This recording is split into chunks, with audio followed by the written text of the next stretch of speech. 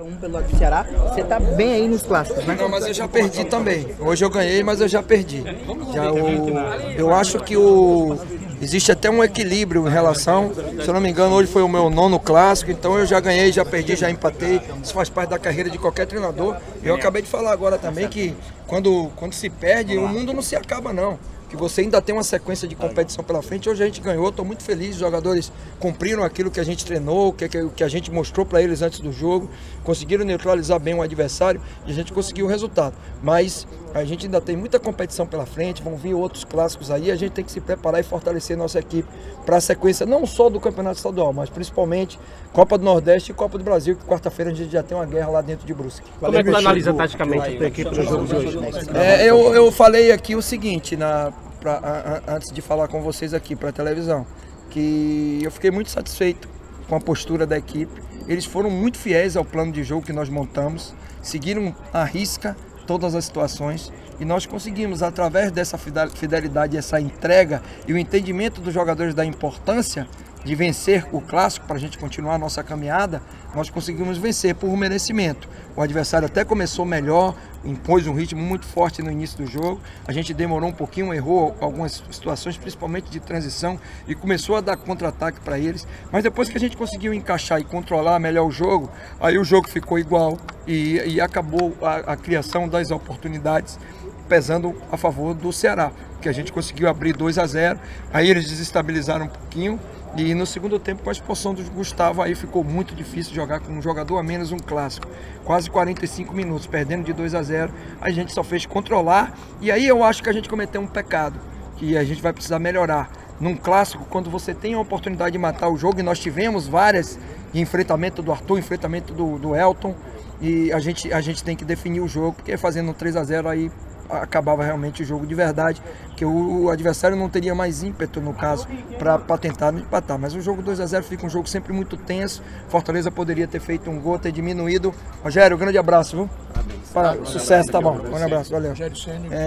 Poderia ter feito um gol, até eles criaram algumas oportunidades, não muitas, para que isso acontecesse. Então serve de alerta para que a gente possa trabalhar para o futuro, quando a gente tiver nessa mesma condição, com um jogador a mais, a gente precisa ser um pouco mais efetivo na hora de finalizar, para que a gente possa definir o jogo de verdade. Tem muita dificuldade, Chapecoense, Figueirense quando jogava a Série A, então Criciúma foi lá, perdeu a semana passada, empataram o último jogo, agora a gente tem monitorado todos os jogos, mudou o treinador, era o Piccoli, agora é o Pingo, que foi o treinador o ano passado. O ano passado eles quase eliminam o Corinthians, por pouco eles tiveram a bola para eliminar na disputa de pênaltis, então a expectativa é de um jogo complicado e a gente está se preparando já agora aí no vestiário, recuperando os jogadores. Amanhã a gente já viaja para que a gente possa ter tempo suficiente para recuperar os jogadores da logística, que é uma logística difícil, e a gente possa estar muito fortalecido para quarta-feira, já que a gente sabe da importância da Copa do Brasil. O fato do Ceará ter essa vantagem no primeiro tempo, deu uma segurada por causa do jogo da Copa do Brasil, Xande? Não, em nenhum momento a gente teve esse intuito. Agora isso acontece de forma natural, e eu acho que o que mudou a característica do jogo foi a expulsão do Gustavo. A gente ficou com um jogador a mais e o jogo ficou muito controlado, eles não conseguiam mais pressionar a nossa saída, e a gente saía com uma certa facilidade, trocava passe com alguma facilidade. Isso acabou nos ajudando nesse sentido. Mas eu acho que a gente teve oportunidade no segundo tempo de sacramentar, e a gente não sacramentou. Então nesse aspecto a gente precisa evoluir e melhorar, porque senão o jogo sempre fica muito perigoso. Eu já participei de clássicos, e o clássico é um jogo muito traiçoeiro, porque um gol muda toda a história. Como mudou a nosso favor, poderia mudar contra, e a gente não pode dar esse tipo de vacilo nesse tipo de condição para o adversário.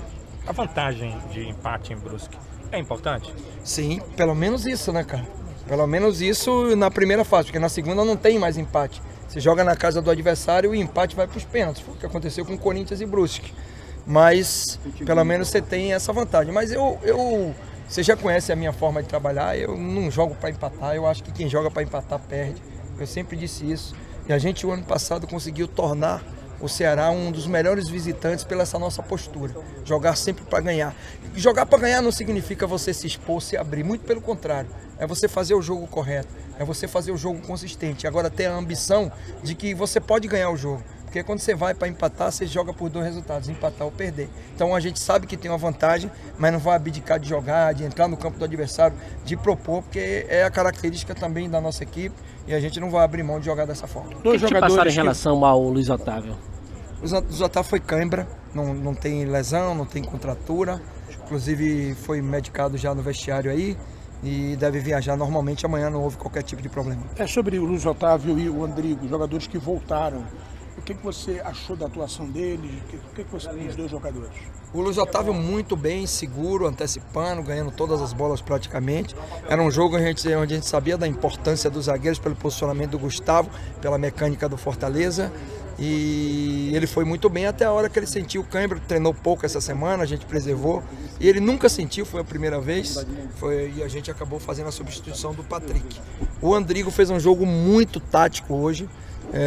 Participou pouco das ações ofensivas, mas ajudou muito, porque marcar o Tinga do jeito que eles jogam, com a linha muito alta dos laterais, é muito difícil. Então o Felipe Azevedo e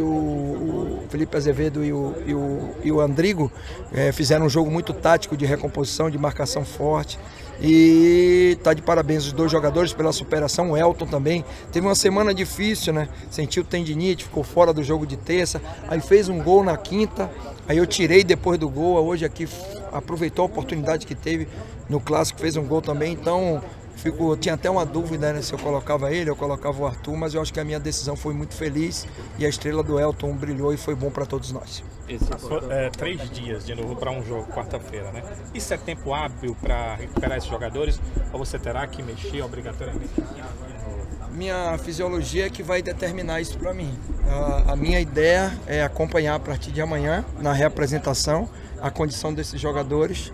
Na terça-feira também a gente fazer a reavaliação do estado de fadiga deles. Eu estou levando 19 atletas. Se a gente sentir que tem algum jogador com fadiga excessiva, com certeza a gente vai trocar, porque a gente tem um grupo para isso. Agora, com relação Alex.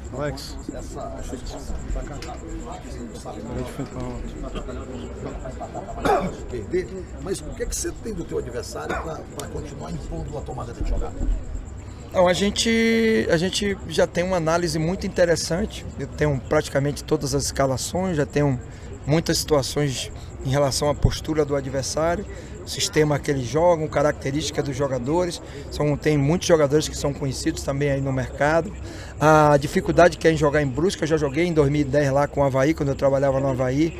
É um jogo de muita imposição, a torcida joga muito em cima, faz um caldeirão e o jogo se torna muito difícil. Então a gente tem alguma experiência, conhece bem o adversário, é utilizar esses 3 dias para que a gente possa preparar a equipe para essas dificuldades do jogo. Poxa, mas que a gente observou aqui em 2 lances, o Pio, você reclamou, até chamou a atenção, porque não vamos dizer que foi displicência dele, mas jogar um clássico tem que jogar com concentração até o fim. Porque um erro desse pode te pagar um preço muito caro no clássico.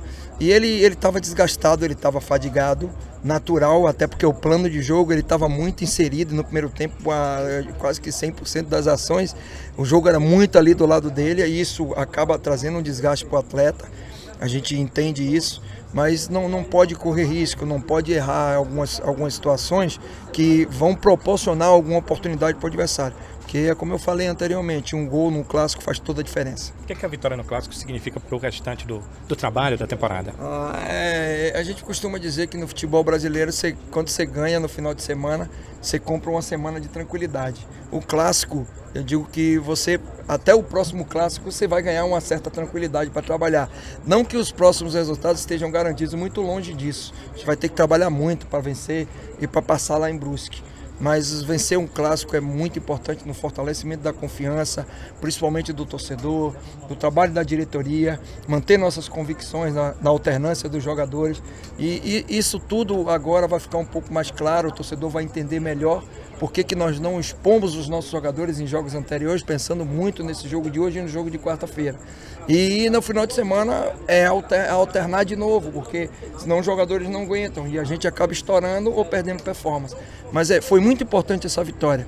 Essa vitória foi importante para o clube, para a torcida principalmente, para mim, que era o primeiro clássico, né, jogando contra o Fortaleza, que foi um clube que eu trabalhei durante 2 temporadas, inclusive conquistei um título. E foi muito importante para nós essa vitória no contexto geral. Como é que foi no final, que eu vi você dando uns beijinhos para os torcedores? Foi até muito engraçado, todo mundo que estava aí que ia. O que aconteceu? Não, eles estavam me xingando, né, desde o início do jogo. Tinha um grupo, inclusive, aí que eu acho que só veio para me xingar. E eu suportei durante todo o jogo. No final, eu não xinguei, não retruquei, muito pelo contrário.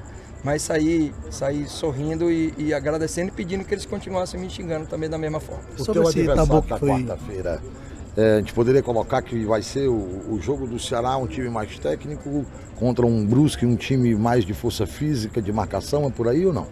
O Brusque é um time de força física, mas tem jogadores do meio para frente também leves, que tem boa movimentação, que jogam também em velocidade. É um time que joga com trinca de volante. Eles têm um falso 9, que é o Wilson Júnior, então é um time que também sabe jogar, não vai jogar. E tem uma bola parada também muito forte, o campo até proporciona isso, a torcida joga muito próximo, então qualquer bola na área traz uma certa pressão, mas é um adversário que vai jogar na força e na qualidade, não é só força não.